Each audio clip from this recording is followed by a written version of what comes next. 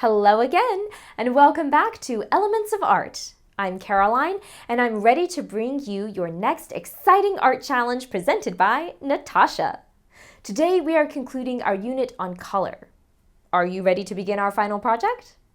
Let's create some beautiful art inspired by color. Ensure you have your PDF guide accessible, whether on your screen or as a printed copy, so you can refer to it throughout our session. In today's lesson, we will introduce 3 project prompts, explain their instructions and objectives, discuss how to prepare, and show examples of completed projects. After exploring various aspects of color, you are now ready to apply your knowledge and create your own chromatic artwork.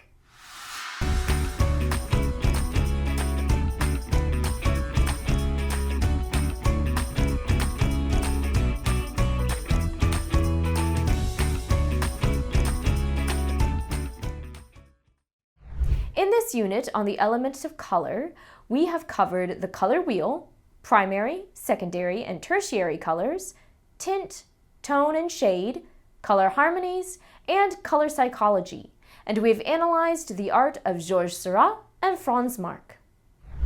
Now you can apply your knowledge of color by creating an artwork through a project of your choice. Make sure you use your PDF as a resource for this video. It includes research steps, a materials list, detailed project instructions, and a self-evaluation rubric. Refer to it before, during, and after your work this week. Project option 1 is a monochromatic self-portrait. Take a moment to reflect on what we've learned and then infer what this project might look like. Well, the idea is that it should look something like this. Remember that monochromatic is a type of color harmony consisting of a single hue and its tints and shades. And a self-portrait, well, that should be self-explanatory. It is a picture of you, made by you. In this culminating project, your objective is to create a self-portrait using the color that you feel best represents your emotions or personality, along with shades and tints of that color. Self-portraits are designed to represent not just what you look like, but also who you are. Use what you have learned about color psychology to choose a hue that you feel best represents your personality when deciding on your monochromatic color harmony. To start, think about how you want to represent yourself and begin drawing. You will need to use a reference to help you to better capture your likeness. You can use a favorite photo or a mirror. Let's see how Natasha gets started with this project. After you've drawn a few thumbnails to finalize your plan for the artwork, sketch out your chosen layout for your self-portrait. I am sketching a close-up version of my face from a photo. The larger you draw, the easier time you will have with adding in your color scheme. Next, Natasha will need to find the light and dark areas of your face.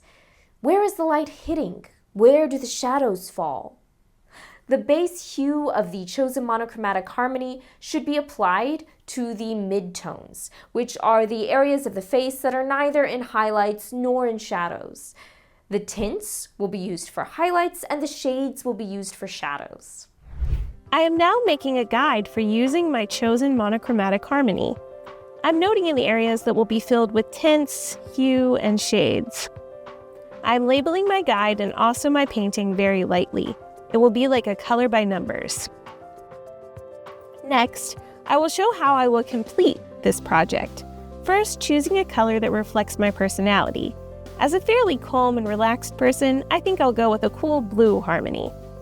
I will pay special attention to painting neatly and not leaving behind unpainted spots.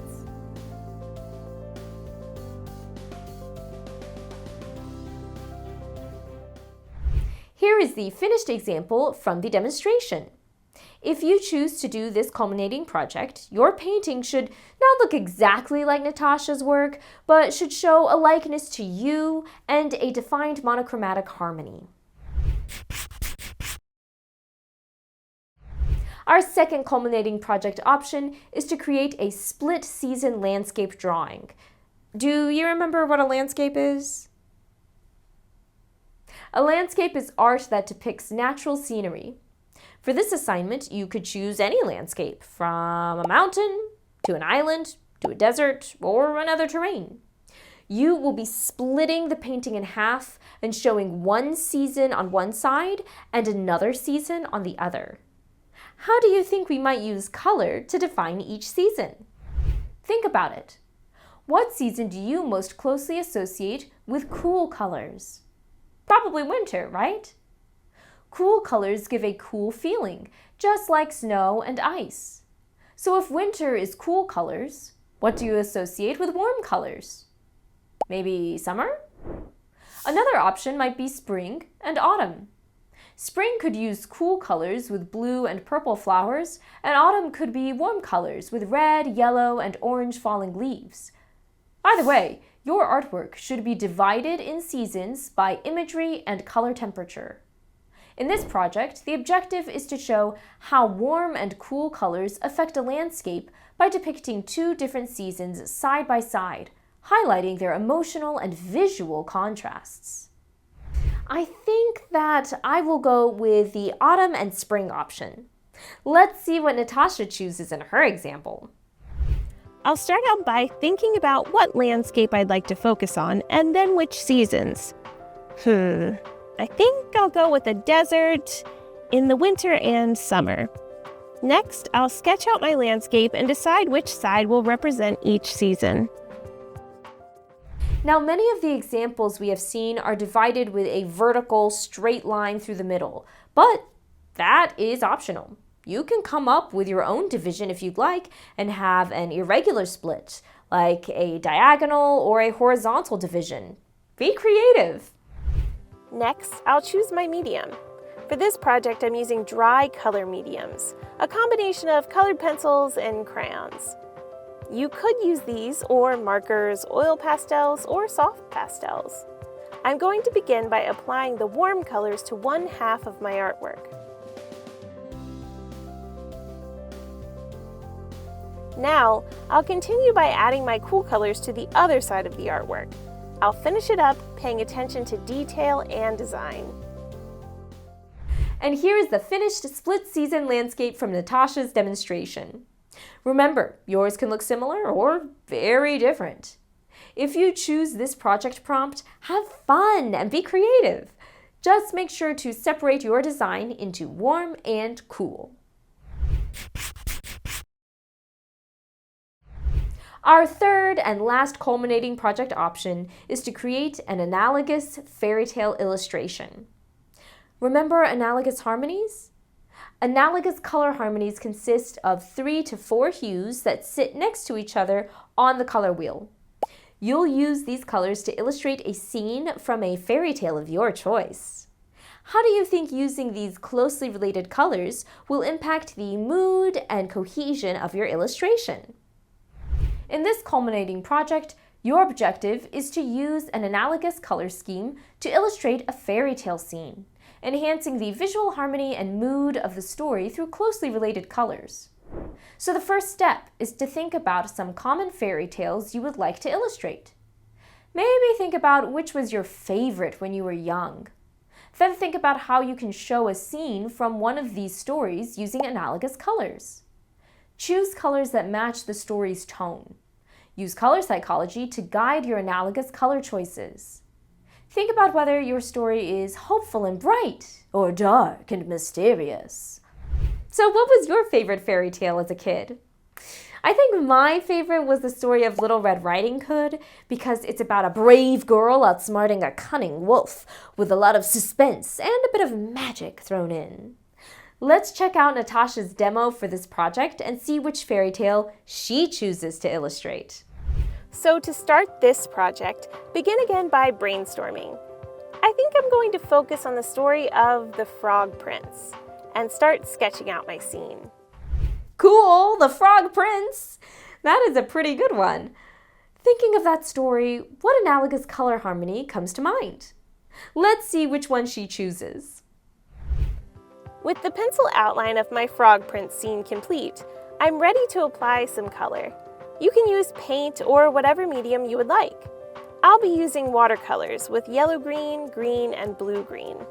These analogous colors, positioned next to each other on the color wheel, will beautifully reflect the natural setting and the amphibious elements of the tale. Now I'll finish applying my analogous colors. Sometimes it's difficult to stick to your chosen harmony when coloring areas that typically have specific colors. The fun in this project is that it challenges you to think more creatively.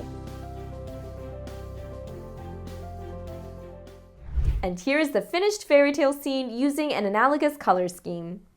Remember, your illustration can look similar or completely different. If you choose this project prompt, have fun and be creative. Just make sure to use colors that are next to each other on the color wheel. The PDF has a rubric, a score sheet to check your artwork. Use it to see what you did well and where to improve. It helps you be honest about your art and push yourself to keep getting better. I can't wait to see which project prompt you choose for this week. Will you go with the self-portrait painting, the warm and cool split landscape, or the analogous fairy tale illustration? And how will you creatively use color in your piece? Remember, the rubric is just a tool to help you learn and grow, so don't be too hard on yourself. Most importantly, enjoy the process and find inspiration in the vibrantly colorful world around you. Hey, hey.